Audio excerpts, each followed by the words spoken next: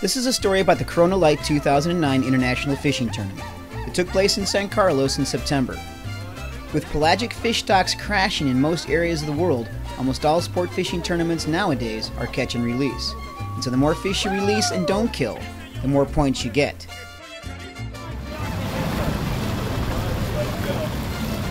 Good job, guys. Nice. Good job. Now Corona decided to sponsor a purely kill tournament.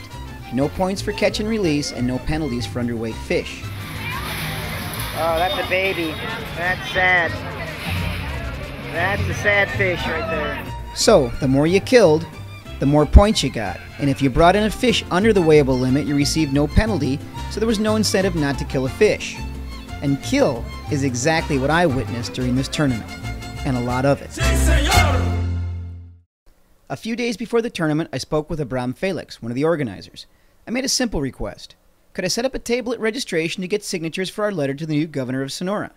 The letter was professionally written and simply asked to support sustainable sport fishing jobs in the tourism sector of Sonora and the Greater Gulf. I figured they would say no problem, we support sport fishing. After all, the last time I checked, they were sponsoring a sport fishing tournament. Well, the answer was a resounding no.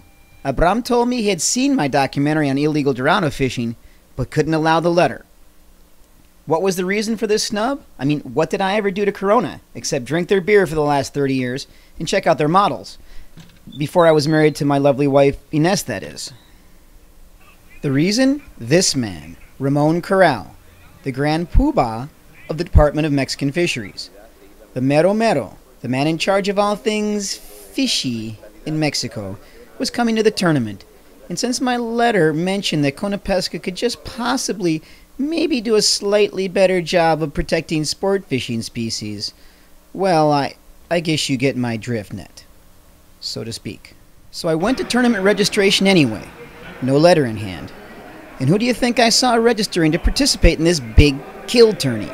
Ramon Corral? Wrong. I saw none other than the man in charge of protecting Dorado for the whole state of Sonora, Daniel Villarreal. Daniel and I go way back to the summer of '08, when Ines and I politely informed him of the 1,000 tons of Dorado that are being fished right beneath his nose out of Guaymas.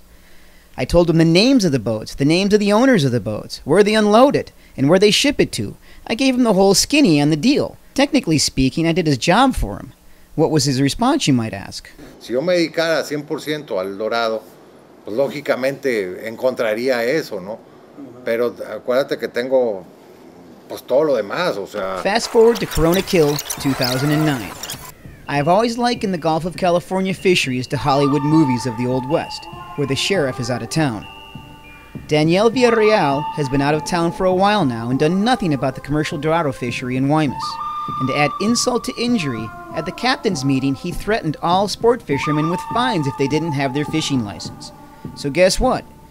Sheriff Villarreal was in town for Corona Light, and he's gunning for you, if you're a sport fisherman, that is.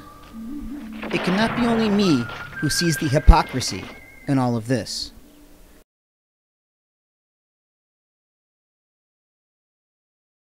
Now, what was wrong about the rest of this tournament, besides snubbing our letter to the governor?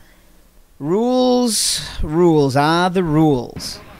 The rules for this tournament were not, well, let's say, unlike the weather in New Zealand. If you didn't like the rules, just give them 15 minutes. They'll change. From what I understand, at first the minimum weight for a marlin was set at 170 pounds. Then, because of complaints, it was raised to 200. Now, there was supposed to be a penalty for bringing an underweight fish to the scale. Then at the captain's meeting, voila! No penalty for underweight fish. What did that mean? Lots of underweight fish at this tournament. I'm going to say it right now. The fishermen that brought in all those tiny sailfish, and you know who you are, should be feeling a slight tinge of remorse, at the very least. Now, I thought I read in the tournament rules, or at least heard, that all the fish would be donated to the Hurricane Jimena relief effort. That's what tournament officials actually told us during an interview. Porque este pescado va donado al DIF, lo que es la carne del pescado va para una donación que es el DIF. Entonces, una de las razones por la que no se hizo catch and release fue esta, ¿no? Básicamente. Ok, te agradezco mucho tu tiempo, ¿eh? Gracias. I've got a bit of a problem with that statement. This was a kill tournament before Hurricane Jimena was even a low-pressure system off the coast of Oaxaca. Now, what did one of the tournament participants tell me? Lo que tú sacas, Ajá. tú dices si te quedas con él o si lo donas. Oh, okay, okay. ¿Sí? Entonces nosotros dejamos dos. Uno lo estamos donando. Ah, Now, what did I observe? I saw several fish loaded back on board boats and never go to the fillet station. So what happened to those fish? I will never know. Perhaps they were donated, perhaps not. Was any money given to charities? Not that I'm aware of. In summary, ladies and gentlemen, I hope that next year this tournament either gets with the program or gets a big fat boycott from the tourism sector in San Carlos. Is this really the image that San Carlos wants to purvey to the rest of the Gulf? Let the big bucks beer companies invite negligent officials from the government to destroy the resource right in front of our eyes. As a good buddy of mine pointed out, the rules for this tournament were probably acceptable about 25 years ago. But the times, they are a-changin'.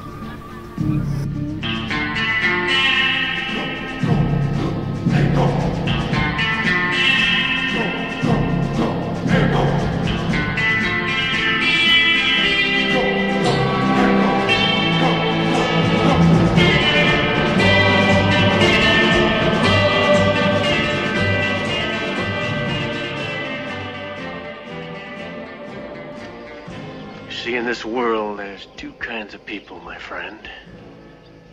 Those with loaded guns, and those who dig. You dig. Which?